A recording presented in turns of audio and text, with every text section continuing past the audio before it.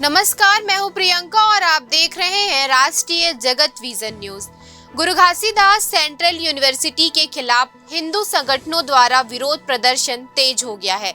ये प्रदर्शन बिलासपुर सामाजिक एवं धार्मिक संगठनों के संयुक्त बैनर तले किया जा रहा है।